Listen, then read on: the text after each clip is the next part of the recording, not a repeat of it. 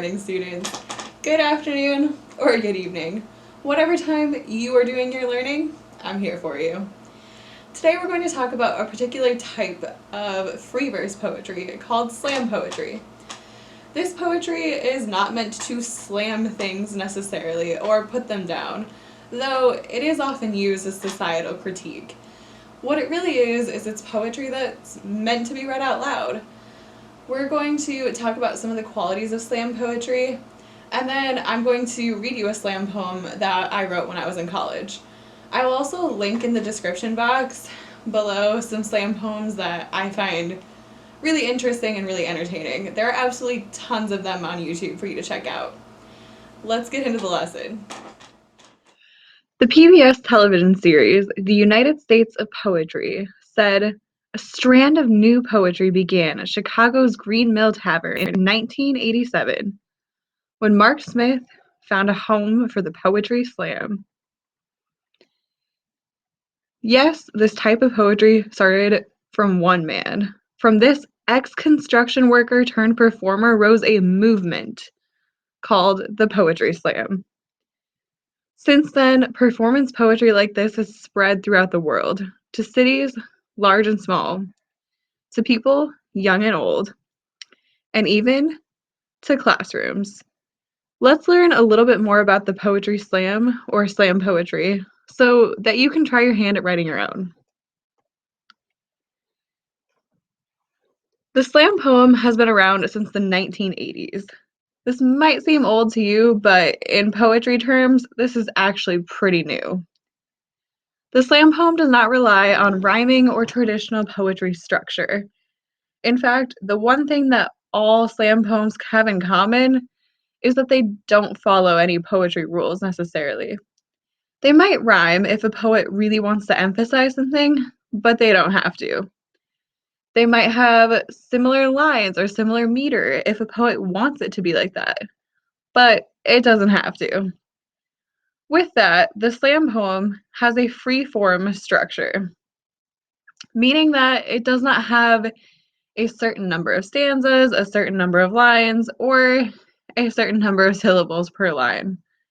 It is a perfect example of free verse poetry.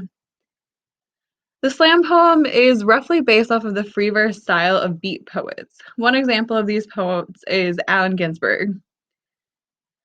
The slam poem is meant to be performed and listened to, not necessarily read. Slam poetry is all about performance poetry.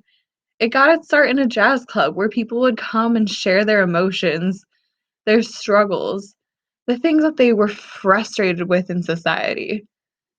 And really, it was the best way to share some of these emotions through poetry. Because if you remember, as Wordsworth says, poetry is the spontaneous overflow of powerful feeling. Slam poetry is a perfect example of that. The slam poem often focuses on emotional topics, such as politics, bullying, social relationships, current events, frustrations with things in society. It's often used to poke a critique at something. Really, the best way to learn about a slam poem is to watch some of them.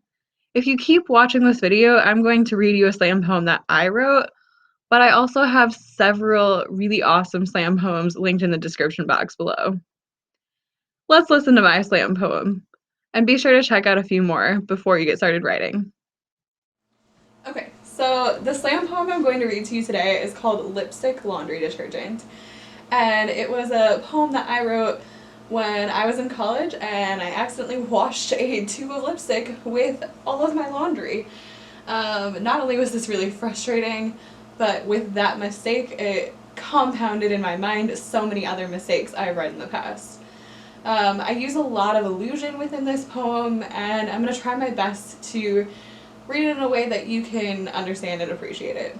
So, here we go. Lipstick laundry detergent. I pull them, piece by piece from the cold machine, tears dotting my cheeks like the mad for magenta stained on my denim, bled with the cost of being beautiful, stained with my own stupidity. I scrub in futility. reaching for the stain remover, hairspray, lemon juice, liquid detergent, anything Google suggests might do the trick. No luck. My efforts go unnoticed. My rubbed raw hands, as pink as the polka dots on the blue fabric, stretched out before me. Out, Spot, out, I say as I scrub, rub-a-dub, bubble bath in a tub, looking for the secret at the bottom of a bowl of ice cream. Creamy, delicious. Emotions sit patiently awaiting their death as they ride spoonful after spoonful toward my waiting lips. Guilt, shame, surprise, shock, anger, more anger, and curiosity. I fill my face and wonder why this happened to me. Mad magenta dots on blue plains. I scrub and I scrub, all in vain. It seems as if it will never go away. These mistakes I've made. Look down. Look down. Eyes fixed on nothing but the red on the blue, the stain on the good intention, the shattered goal of perfection. With a sigh, I continue to try.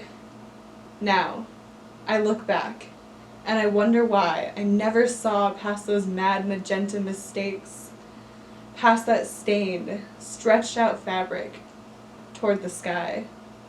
Blue, blameless, forever stainless. Thank you.